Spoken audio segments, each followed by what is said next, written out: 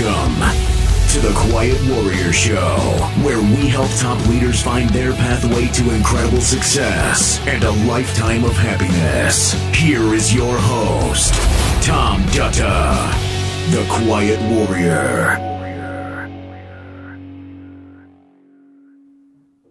Well, welcome everybody. We're here live on Facebook, YouTube, and LinkedIn. This is the Quiet Warrior Show. My name is Tom Dutta, and I am the host of the Quiet Warrior Show. I'm super excited today to have on my show a special guest. If you're watching the live stream, you'll see him sitting there patiently. And as I like to do, have some fun. I want to start us off here and tell everybody about how I met Christopher Russell. We are friends and fellow authors, and actually, I found his book, which we're going to talk a lot about, and I was blown away by it, and I gave it a high rating, and we became connected. There were threads in our stories, and we share a common friend beyond us, which is our publisher, Morgan James Publishing, out of New York. And this man, believe it or not, has a background. I'm going to tell you a bit more about him. He's a 28-year-old mechanical and aerospace engineer, and you might be saying, what? Why are we talking about books? And, well, from the day he started reading, he picked up a book and scrawled his first few letters and decided he would love to be an author. He turned his dream and his profession, his education, his passions, even his Christian faith into building this epic fantasy series. We're going to talk more about that and maybe talk a bit about his dog. And so welcome to the show, Christopher Russell. That's my pleasure to be here, Tom. Thank you so much for having me. All right. Well, it's awesome to have you here. We were joking offline before we got here. I said, where are you at? And you said something about, hang on, I wrote it down here, 18th century farmhouse. Tell us about that. So this is the Hampstead Farm. So I'm sure everybody's experienced their own little hiccups with coronavirus. My personal one with my family is that I have moved back with them this year because I'm teaching virtually at my alma mater. You see I'm wearing the UVA shirt. That's in Charlottesville, Northern Virginia, but we were in Williamsburg, Virginia. My parents had finally decided to build their dream house, but that got a little bit curtailed. It's been delayed by 3 months because of the coronavirus and getting materials from overseas, materials from within the US, all those different little problems and hijinks. But we ended up asking a friend of ours where if we could stay in their house, of course, pay them rent. And they own an 18th century farmhouse called the Hampstead Farm that it has been here for over 3 centuries, has a lot of storied history. It sits on a bluff, has this fantastic, huge magnolia tree in the front. Very idyllic, very picturesque. They often use it for weddings in the area, but it has a lot of history to it. Supposedly, George Washington stayed in this very room. I have some pictures and portraits covered up with my own merchandise and paraphernalia, so hopefully I don't get haunted by any ghosts. But there are pictures of the Founding Fathers all over the walls here. Old black and white sketches of the farm, of the progenitors for the family. And there's a lot of history here, including a few ghost stories that we might get to at some point. It's pretty amazing. Well, I think we were saying that out in the hallway, everybody. Chris was saying that there's these images where, as you walk, the eyes follow you. And I'm thinking like, okay, we're going to have a lot of fun. But, talking to somebody like you, I want to say this, Christopher, as we get into your background, that I'm very inspired, and there's no ego here. I'm inspired by you as a human being, the work you do, particularly at your age, mechanical and aerospace engineer. It's fascinating to me. We have some common threads in our background as we were talking offline. We'll get to that. But here's the thing, everybody, and I'm just going to dive right into it. This is part of the story, that this amazing book is what this guy wrote, and it's a brilliant cover. It's called Divinity's Twilight Rebirth. And it's a fantasy series. Now, the very first thing that got my attention is I'm not a guy who reads these kind of books, but I grew up watching Star Wars and Lord of the Rings and things like that. I get lost in reading. And when I read your book, Christopher, I couldn't put it down. And what dawned on me was, how the heck do you get out of your head what the words that appear here? And I'm just going to read something off this before we give it back to you. It says, this is a back cover. A world consumed by war, an ancient evil resurrected, a millennia old bargain comes due. When two blades clash, the third will fall, and the fate of all will be jeopardized. To have Lozaria, the failures of the past must be atoned, for by a new generation of heroes, The time has come for mortals to cast off sight, and in doing so truly come to see. Victory is never absolute. Now I'm going like, okay, we all have a brain and we grow up with a story, and that came out of this guy who's an aerospace engineer.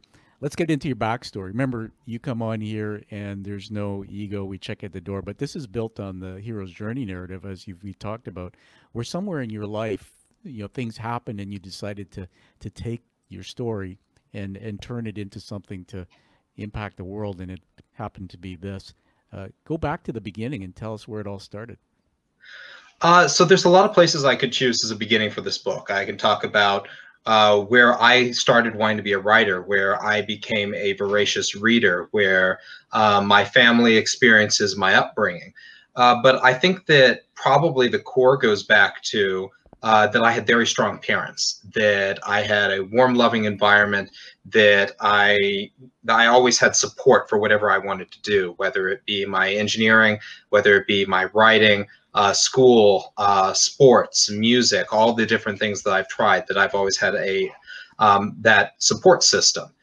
And what that leads into, especially for telling a story, is that that is your ideal, that is your end goal, that there is something, especially when you write fiction, there is something broken in the world, that there is a problem, there is what we like to call an inciting incident, whether it's a war. In this case, it's a conflict between three brothers that have differing views on what a peaceful world looks like and how they're going to achieve it.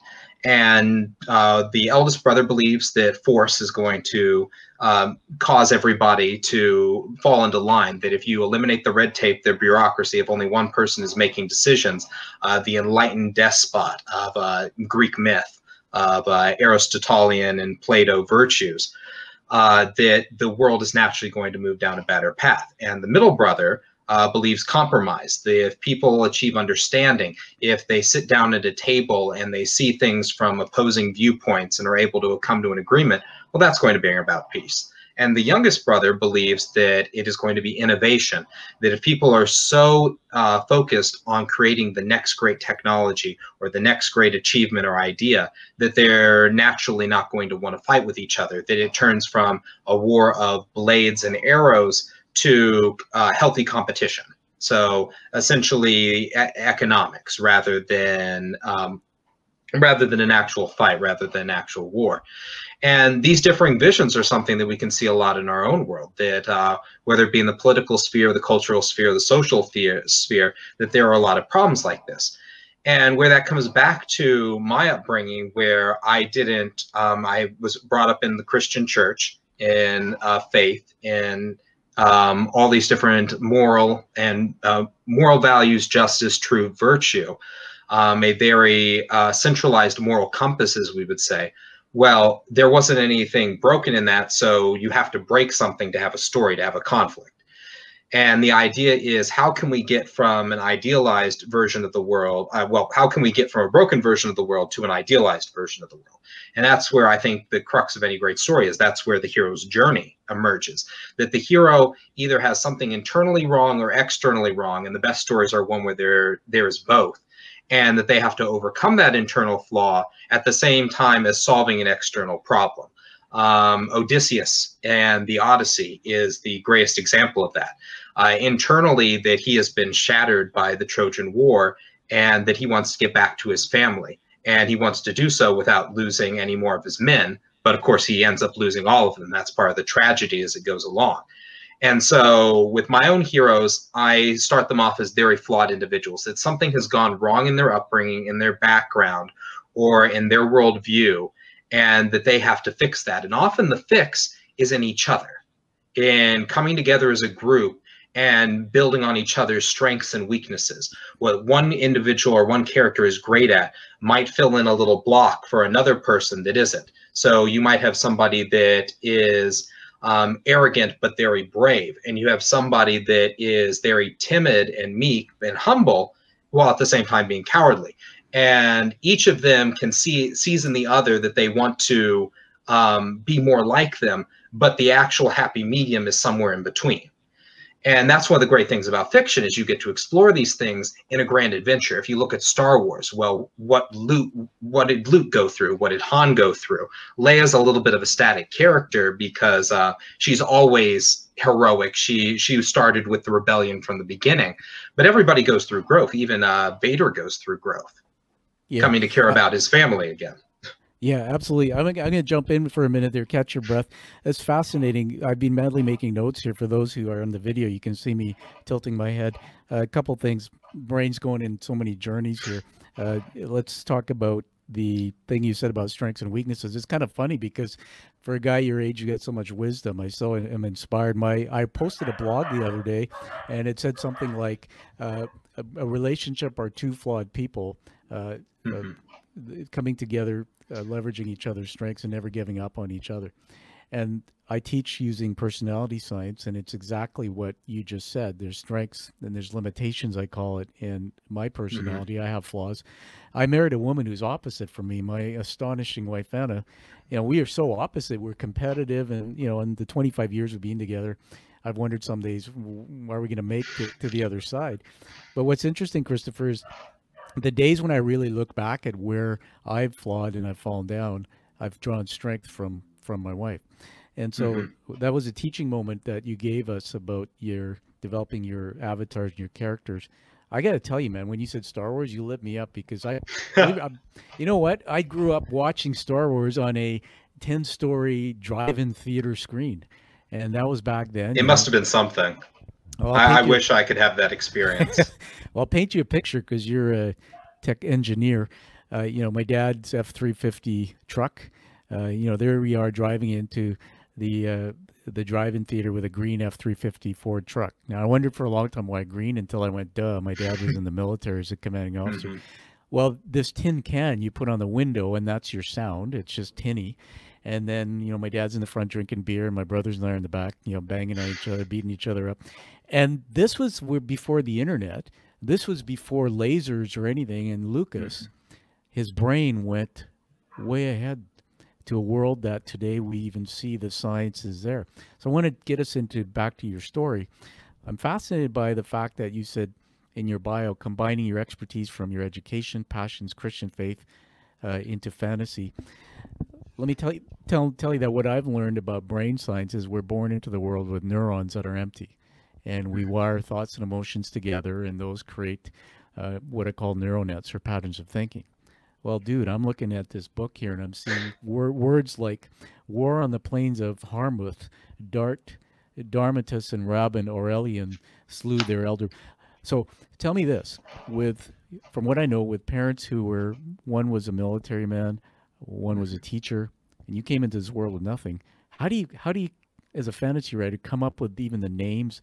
Tell us, you got to use your imagination, but how do you, walk us through the way you think. It's fascinating. Well, it's exactly what you said with the neurons, that I don't have that background or that subject matter expertise, but we are a sum of experiences. People like to say that you come into the world as a tabula rasa. I might be getting that wrong, but it's the idea that there is a Rosetta Stone of information that is going to fill you in, that is going to complete who you are, both in your conscious thoughts, your subconscious, your morality, your ethics, everything that comprises who you are as a person.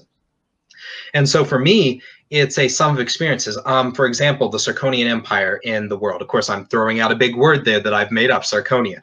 They are very influenced by Germanic elements because I have a background in German. I lived in Germany for 3 years because of my father's military background, 2 different bases in Germany. I went through German immersion. I spent half a day learning in English and half a day learning in German. And so I've brought elements of those in. Then you have the Eliad, who are very elvish. That's very Tolkien. And so that is a synthesis of all the reading that I've done. I started with Brian Jacques in the Redwall series. Those are anthropomorphic animals that created civilizations. So there was a central abbey, Redwall Abbey, that was a safe haven for the people of the forest from the vermin who were the enemy. There were these great keeps, Salamandastron and the badgers and the hare that protected everyone. And they had these lavish, amazing feasts. So there's a lot there for a young kid to unpackage, a lot to enjoy. And that's the imagination. You start sucking it all in. Then there was Tolkien. Then there was Star Wars. Then there was the Sanderson, Tchaikovsky, all these different fantasy authors and sci-fi authors that I'm throwing out there. And it's like reading history. For me, I was able to, I was very blessed by God when it came to this. When I was going through history and science, math, all the main 4 subjects in American studies in our base education system, well, I had to work a little bit on the math and sciences, but history and English, I basically just absorbed. That I could read a history chapter and then just regurgitate it all into a test the next day. That I loved history, that I loved learning new things and storing it in my mind. And I did the same thing with all the stuff that I read for enjoyment. And so now that I'm writing my own creations, it's a matter of synthesizing it, going, do I think this sounds cool? Do I think this sounds interesting?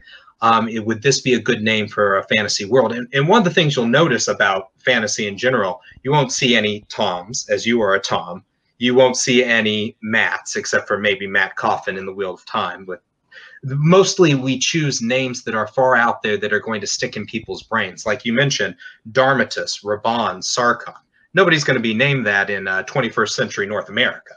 That's right. And so it's coming up with these cool things that we think might have, that people might use it linguistically on a foreign world, but that are still going to resonate with an audience that has North American, Western, or even Eastern sensibilities. I'm working on an Asian fantasy novel right now that I hope will be enjoyable to people from different cultures. Absolutely. So you're helping me understand. And I was going to say to you, you read my mind. Tell our lay people who don't understand what fantasy novels are. I mean, to be honest with you, I grew up with some of the novels that you mentioned that you liked. I didn't realize they were in that class of fantasy, but it makes a lot of sense to me. And so let's talk about this one. I read somewhere that it's going to be an epic fantasy series, and so this is the first book, Rebirth. What's coming up? Can you tease us?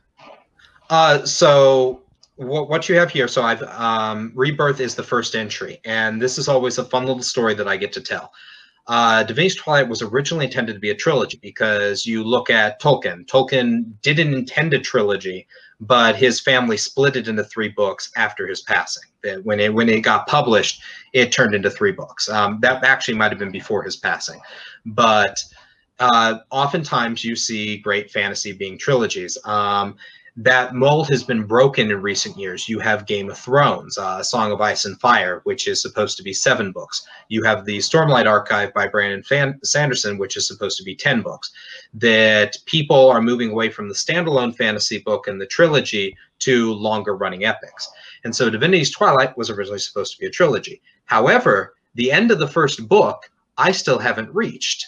That is now scheduled to be at the end of the 3rd book. So that should give you an idea of how long this is going to be. I intend Divinity's Twilight to be a 10-book series in a 6-book sequence, followed by a good conclusion that's going to wrap up a lot of plot threads, but leave a few things dangling, and then a 4-book capstone that is going to occur after a time skip. And what I mean by time skip is that there is going to be a passage of time that is chronicled and is going to be referenced in that next series, but is not going to be directly shown in a novel. Very interesting. So help me understand. I don't think have you had any formal writing training or anything that, or did you just decide after reading and to start writing? I mean, it's amazing what I don't have any formal training. My earliest writing where I did something fiction related goes back to elementary school, 3rd or 4th grade. I took part in a writing immersion program that they took a bunch of students that had written stories that they thought were really good, that these people could potentially become writers or authors. And this was over in Germany. And they took us all to another base, to another school, and there were a number of English and German authors that were there, and they helped us. They did little seminars, little discussions, talking about writing. I remember absolutely none of that. Maybe it worked its way into my subconscious and has come back. But my first big memory related to writing something either on an amateur level or professional level was in high school. So I was very obsessed with Roman and Greek history at the time, the Mediterranean history. And I played a game called Rome Total War, which was you take control of one of the Roman factions, you deal with their politics, economy, warfare, all the different things to make Rome rise to the greatness that it achieved. And I thought, wow, this is really cool. What if we did a what if scenario? What if Julius Caesar didn't get killed by the Senate? And I turned that into a book.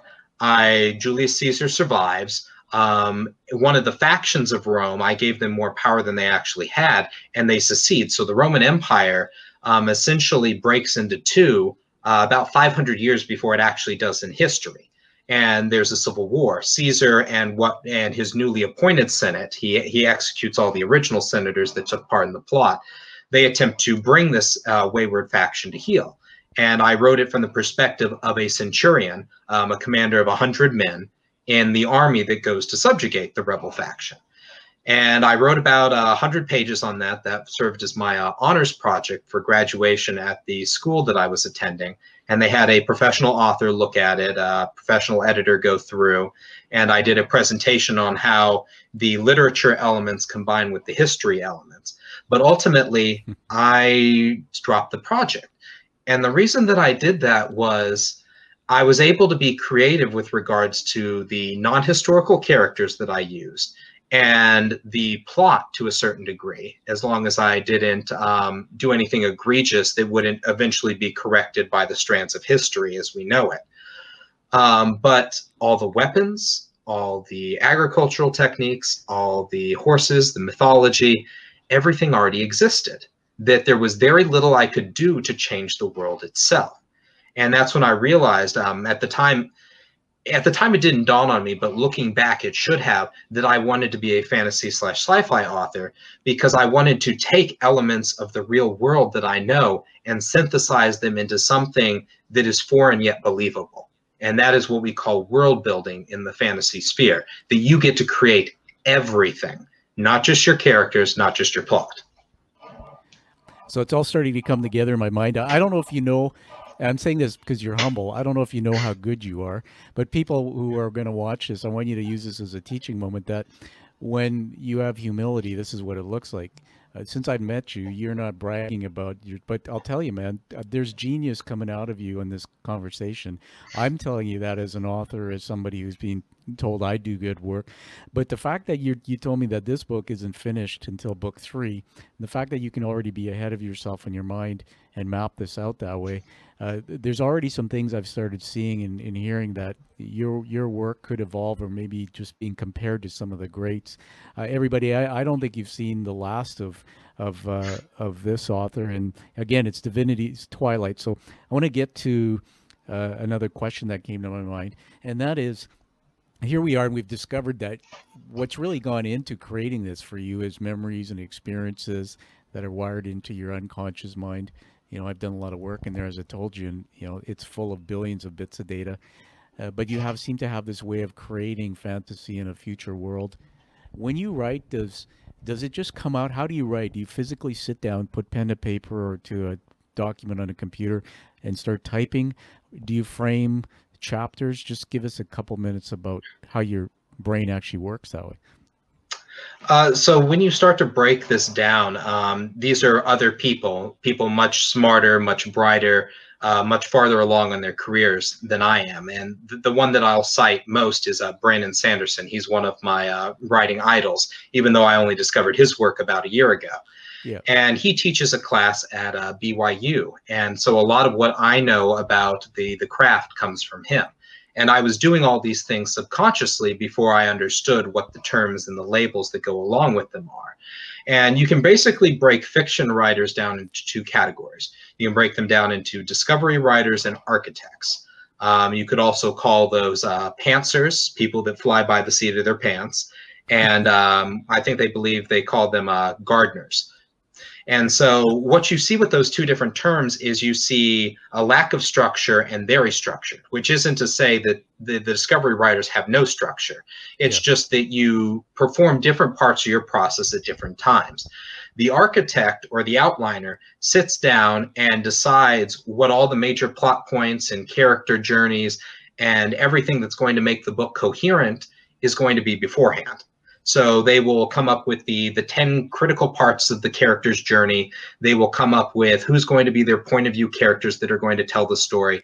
They'll come up with all their world building and everything beforehand, which leaves them a lot of leeway in writing the scenes themselves. They can focus on the language rather than the synthesis of what makes a book a book. Now, on the other hand, are discovery writers, which I am much closer to a discovery writer than I am to an outliner. I sit down at the computer and I start writing, and I think to myself, well, this would be a good little tidbit to include here. Let's go ahead and say that there are 2 moons here, and let's go ahead and because the 2 moons, we have to have them out of phase because otherwise we have tidal problems. Right. And everything starts spinning off from your world building elements. Say that you have, and this is using Brand Sanderson, say that you have a caste system where people are distinguished by the color of their eyes rather than the color of their skin. Well, how does that affect all the socioeconomics and culture and everything off from that point? It's like a domino effect. You change one thing and you apply that. So there is almost a science to this in a way. You change one thing and you try to determine how everything else would be affected. For example, in Divinity's Twilight, I use a magical resource called Illyrium that enables us getting into the mechanical and the aerospace background with the airships, the mag tech, the things that allow them to have a quality of life approaching our own, either electrical energy, thermal energy, etc. And so this is a clean burning magical resource. Well, you don't have a ton of pollution. You don't have a lot of smog, a lot of smoke. The cities are very clean. The skylines are open. You're able to see for a great distance. And then you also go into, well, this Illyrium crystal gives off energy. It gives off energy to be collected. Well, that's a lot like a steam engine. A steam engine collects the steam being given off by boiling water and uses that to turn knobs, turn cranks, and create energy. So Illyrium fills in for steam. You change these things about technology, and then you're able to either jump tech levels or have things that are anachronistic, that are from differing eras. And so that's just a really cool part of the process. But anyway, as you see me rambling here, that's very much a discovery writer thing, where you get all the stuff about your technology, your world, your characters, your warfare, whatever it is, and you just regurgitate it onto the page rather than having notes all around you. Now, the Asian fantasy that I mentioned earlier, I do have notes for that. I am trying to write it more like an outliner. And so what I'll do is I'll get notes on my phone or in my notebook. I have a notebook where I write a bunch of ideas down, and I will take all the notes that I think belong in a chapter. I'll put it into a Word document, print it off, set it beside me, and I know these are all the cool ideas I had. And here are the major plot points I need to get to. And then I will farm out those ideas. And if there's too many ideas to pack into a chapter, well, something has to be let go. And that's where you start cutting things. But having that list is extremely helpful. It again, moves the work of being a discovery writer to the front end. Yeah, absolutely. Everybody, you're hearing here from one of the up and coming greats in the fantasy novel area. I want to just tell you that when I created my book, you said something that sent me on another journey, that I think a lot of that way, where I have all this noise in my head and I just dump it out. And I actually took a whiteboard and I just filled it up. I remember one day when I started writing my book saying I'm going to take this section of my life, which was from age 0 to 12. And man, that whiteboard in a matter of 20 minutes was full. There wasn't a space on it. And I remember when we went through the editing process, there was enough material left for 2 or 3 other books. And so I want to get to another point in discussing all this, because there's many people out there who wonder, can they write books, and what type of book, and do you have to be a genius? And my answer is no. My answer is that in your subconscious mind, as you've taught us, that there are millions of bits of data from the date you're born. It could be books you've read, movies you've watched, personal experiences. And so you have to find a way to get that out. And there's ways to do it, even with the help of others. One of the things that I found from a lot of authors is they write through the themes of their books, stories that come from their own personal experiences. And you and I both know that the road to success, the road to greatness, isn't a straight line up. It's up and down, up and down. Even the road in life is there's failure and then there's learning from failure into successes. So talk about your biggest challenge and how you overcome it. Something that maybe happened to you along the way that built a strength. What did you learn from it? I think that the biggest challenge for me was coming to understand the publishing industry. When I wrote this book, and I took a while, I basically wrote, before I even approached Morgan James or anyone about publishing, I had already written 2 books. And the second book is currently in the revision stage. So it will be out shortly for anyone that's curious about that. But when I got into publishing, I'll talk about my full experience. First, I looked at the big 5, the big 5 publishing. You look at Macmillan, you look at Penguin, you look at I'm going to miss a few of them here, but I'm primarily focused on Macmillan because Macmillan has a subsidiary called Tor. Tor is Tom Doherty and Associates, and they are considered to be the preeminent North American publisher of fantasy and science fiction. So I thought to myself, I've finished this book. I am ready to go ahead and publish this. Let's get an editor. Let's get an agent. Let's get this off.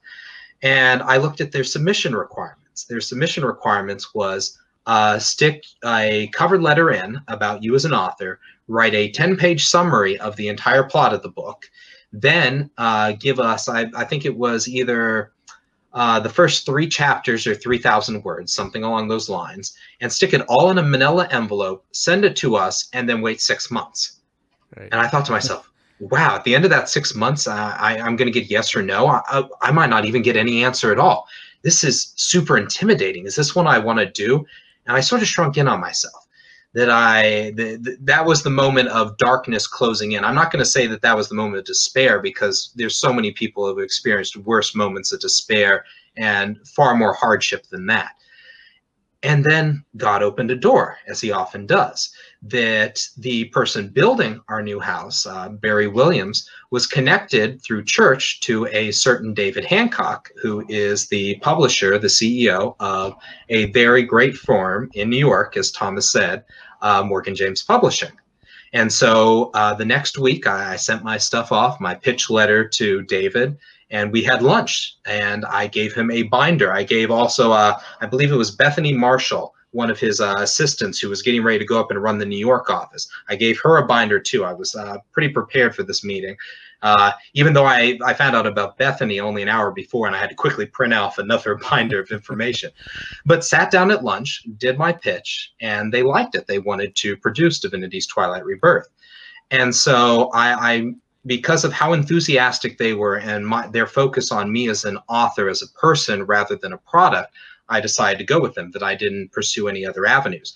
But there can be a lot of failure involved in that initial process. I'm sure that if I had sent that to Tor and it had ended up on what they call their slush pile, where they have to sift through anything, well, what if the person that picked it up didn't like the way I wrote the first paragraph? What if they didn't like the first page? Well, that's the end of it. That there are a lot of great books and a lot of great ideas that are going to be turned down just because it wasn't the right book for the person that picked it up.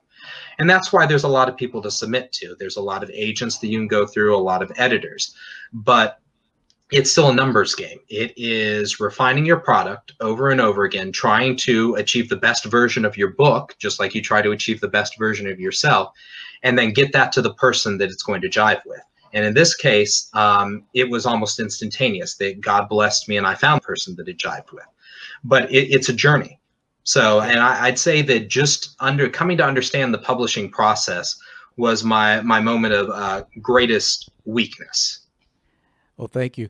I mean, that's a lesson for anybody who wants to be an author. It's about finding the right partner.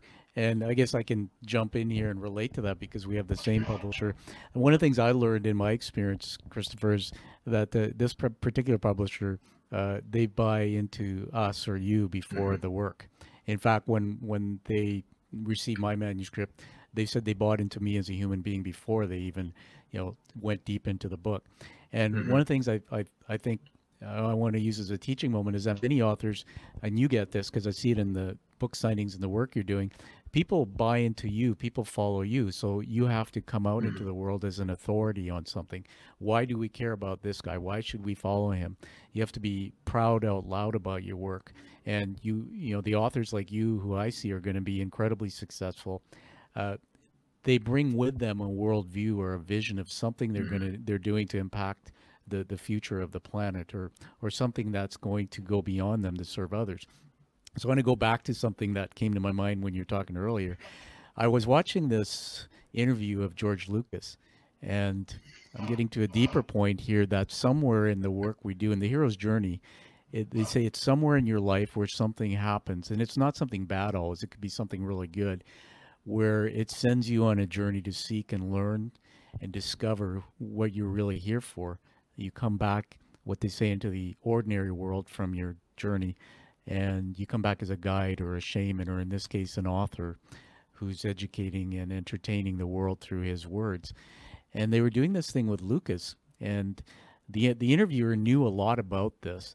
And he said, do you realize that when I watched the Star Wars trilogy or the episodes, he said that what I see you were really doing there is yearning to have your parents get back together again. And Lucas sort of just sat there, and he looked, and he went, oh my God. And the audience just went, hush. And he said, thank you for telling me that. He said, I didn't realize that, but you're right. And so we write our work with personal experiences that are weaved through it. So I'm going to ask you a question before we move to wrapping up, because this has been just amazing. We got to have you back. That when you're done with this world and all your work, and there's much more coming, what will the world look like? And what is it in your own heart that made you decide to do this? And how are you serving others with it? I know it's a big question.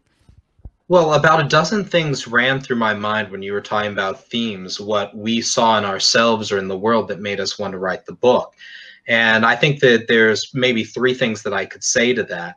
But the one that stands out above even those that are more specific is that I think that a story, any book, what you write with The Way of the Quiet Warrior, or what I wrote with Divinity's Twilight, it's a wish.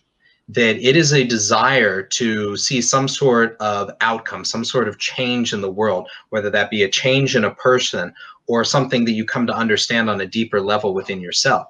Divinity's Twilight is about heroes overcoming fantastic odds, impossible odds, about people rising to challenges, about overcoming their own internal struggles, their weakness, and even limitations that are not something to be overcome, whether it be a physical or a mental handicap, something that you're just going to have to live with. But it's that you can achieve greatness despite this. Mateo is an almost incurable coward, but people see strength in him, strength that inspires them, even in the depths of his cowardice, of him trying to shy away from being a protagonist, from shying away from accomplishing what he needs to do. And then you have Vallen, the opposite end of the spectrum, that is drowning in his own ego, in trying to sate with the pleasures of the flesh and with just sheer enjoyment, the pain and the trauma that he has in his background. And you have to be able to tell these people, it's okay that that happened. It's okay that you're deeply scarred, that this has occurred. And it's a part of you that you can embrace, that you can understand, but that you're going to grow beyond it, that you are going to achieve something great, that you can overcome these villains, even if these villains have goals and ambitions that are rooted in something meaningful, in some that they believe that from their warped worldview that they're correct, but you're going to overcome that. You're going to do something better. And I think that that's what I wanted to do, that I wanted to get a group of people, because I have a very large cast, especially when it comes to the protagonist, and all of them are slightly flawed, slightly broken, but that they can be healed and that they can heal each other. And through their journey, through healing each other, they can also heal the world. That there's something broken in the world that only they can fix because of their experiences, because of the pain that the sorrow that they've experienced. And that's what the great part of a story is. The great part, especially of epic fantasy, I think, is that you're dealing with things that affect the fate of the world, but they're very ordinary people rising to the challenge, because we all need heroes, that we all need something to have faith in. We all need hope. And we all need to see that somebody, no matter what their circumstances is, can change, that they can become better. Well, that's such a great answer, and it's so deep, and you got me going again, man. And every time you say something, it's like I gotta come back and say, look, everybody, come back and watch and listen to this part of the interview, because that's classic. I mean, you nailed it, but it's classic, what we call hero's journey. But I want to say this, that in Star Wars, when Luke was afraid to go into that cave, he was afraid to discover who he really is, to discover who his father was, that maybe his father was the dark side, or was he the other side? And it's that fear of going down the rabbit hole that many of us have, of discovering truly who we are. You know, I'm an advocate for mental health, and this is where my head started going, that as I had a slip and fall a couple of years ago, slipped into some mental health challenges, I took a course on neuroplasticity and how we can actually shape and remold the brain to think differently. I also discovered something that I tell people now, and they go, wow, I never heard this, so I'll just say it, that the definition of anxiety, if it's a fraction, the top of it, the numerator, is the belief that bad things will happen. The denominator is the belief that I can cope with bad things that will happen. And so when you can find an avatar in a novel like yours who's broken, who's overcoming every odds, who's going to battle, who's coming out the other side, who's surviving, even though they're broken, it's like, if I'm reading your book, I'm escaping into this fantasy world. I'm getting out of my head into this fantasy world, and I'm actually in the journey now, like I'm following Luke Skywalker, but this time I'm following your characters. And I'm believing when I come out of that world that, wow, I can do anything. And so... And actually, I have to mention something here, that one of the most encouraging things for me as an author has been getting feedback from fans, from telling me how my work affected them. And somebody actually said that about Mateo. They said, thank you, Chris, for writing Mateo, that I was going through a tough time and I was able to see myself in Mateo, and that's helped me. And that's just right. So powerful that I'm getting chills thinking about it. Well, I'm smiling because that's exactly it. When somebody can say that story is my story, it's brilliant. And the fact that you can create like that. I want to tell you one last thing, that I live in the world of business people, executives who run companies or entrepreneurs, and people see these people as high stress, high performing business leaders, but many of them are on a treadmill and they're dealing with all the time stress. Believe it or not, there's a lot of these guys in quiet, when I coach them, that actually will watch Lord of the Rings, or they'll watch fantasy shows on TV, and they're like little kids. And what they're doing is they're escaping. So I want to honor you, man, because you're creating a whole new world and a saga here that not only me, but the generations before us coming up will have, to nourish their brains, to escape from a world really down here that, sometimes is unbearable. So as we go to wrap up here, I want to honor you with a few words, and then I have a special surprise for you, and we'll give it back to you for the last word, Christopher. And the first one is that you are a hero. And a hero is somebody who does something, it can be small or big, but does something to step into the unknown in an uncomfortable way and come out the other side. You decided to take your little propeller head, aerospace engineer, Christian faith brain, and go create and put it out in the world, like all authors, risking that, well, maybe somebody might not like it. Number two is you're a leader and a visionary. So you're creating a vision of a future world, but you're taking a leadership role by writing this book, by forging the next generation of fantasy writers. Number three is your love, man. I mean, it comes through you. There's this authentic side of you that, I'm buying into you, and I believe what you're saying, and it just, you have this way about you that I know your fans are going to connect to. And the last one, I would like to call you a trailblazer. And that is, you're blazing a trail. I've been watching, everybody, what this man's been doing with his marketing of his book. COVID-19, he's doing bookstore signings. You're blazing the trail, and other authors are watching, because the truth is, what I know as a literary scout and an author myself, is that authors' books don't sell unless they market their books. And in COVID-19, you've been doing things unorthodox to get it out there. I'm just so proud of you and inspired. So now we're going to induct you into the Quiet Warrior Tribe. I don't know if I prepared you for this. If you see on the screen behind you there, Christopher, my screensaver, There's a guy, kind of looks like another guy I know. He's got a little more hair there. That is the award you're going to get. It comes in a cherry box, and it's actually a challenge coin, which you may have heard of. These were originated in World War I, where soldiers carried them to commit to each other, a community. I had a vision when I started this show a few years ago that we would give out 40 a year in a planet of 8 billion, only to people who are doing things authentically with some story they have to impact the world. And so on the front of it is the art of the show. On the back is actually the hero's journey crest, fully done. It's raised letters. It's handcrafted and painted in the U.S. So you're welcome to the tribe. You're now part of, these coins are being carried in 13 countries. My vision is to keep all of the warriors together. And by accepting it, you commit to never stopping doing what you're doing to change the world. So welcome to the Quiet Warrior Tribe. Thank you so much, Tom. That's an honor. And I pledge to never stop doing what I'm doing. It is part of me. It's my passion. And I'll hold you to it, or I'll kick your butt, man. We're lifelong friends. The second thing I want to do, which I haven't done before, but I have developed the next level of my platform, which is the QW list. And I've developed an iconic brand for it. We're launching it in 2021, and it's called the Quiet Warrior Top 100 Book List. On that list are books that I have read personally and I've reviewed. I've given you a 5-star review for this one, with people I think that show courage, but do it from a point of view of purpose, that have humility.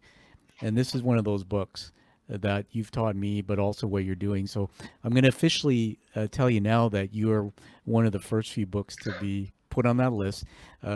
My brand in that list is beginning to be known around the world. And I remember when I started as a CEO, people said, Tom, what are the books you read? And then when I was an employee, I would ask, my bosses would say, I'd like you to read this book. Well, I'll be putting 100 books on this list over a few years, and yours will be one of them. We'll have you back to do a special ceremony for it next year where you'll get a few minutes to talk about it. And then people will find out about your book as we launch the QW list globally. So congratulations. Oh, thank you so much. I'm practically speechless. I know that that's strange considering I've rambled the entire time. That means a lot, and I hope that it means a lot to other people, that they get something from it, because that's the purpose of any book. It's a wish, like we said, a wish for people to change. Absolutely. And, you know, your generation is going to change the world, so it's an honor to have you on that. The last word will go to you, man. Tell us where to get a hold of your book and all your work. So Tom's been showing his off. So this is the copy I carry around with me, DeVay's Twilight, Christopher Russell, the back cover. And you can find me on ChristopherRussellAuthor.com. I believe that it's been scrolling across the screen on the bottom. The other great places to reach me are on Facebook. I have the Divinity's Twilight Fantasy Novels group. I have on Instagram, Christopher_Russell_author. And then on Twitter, I am Chris_DT_author. All are great places to get in touch with me. I post regularly. And then also, if you go through my website, you'll find in the top and in the bottom places to get a subscription to my newsletter. There's lots of great information that goes out through that, as well as other authors, and I'm going to include Tom in this as well, whose books that I think that people need to check out, because definitely there is from the fantasy side, and then there's from the history, the biography, the real world side, where we meet in the middle, and that you can learn a lot from these two different perspectives. Well, all right, there you have it, everybody. I want you to go to that website. That's ChristopherRussellAuthor.com. And let me tell you about what's going to happen here with this interview. This is being live streamed. We'll be producing it into an international podcast being released on a Tuesday in the future. And then at the same time that Thursday, we'll be doing a YouTube premiere so you can see live this man in action on video. And these will be treasures that you can use, Christopher, for your own purpose as well. So everybody, find this show on your favorite podcast channel, or certainly see the premiere on YouTube when it comes out. Give it a high rating so you can honor Christopher Russell's work. And live that life with passion like you see Christopher do. Live that life that you deserve and desire. Thank you, Christopher. Have a great night. Thank you. Thank you. Thank you for listening to The Quiet Warrior Show. Create is a motive-based leadership development firm. www.kreat.ca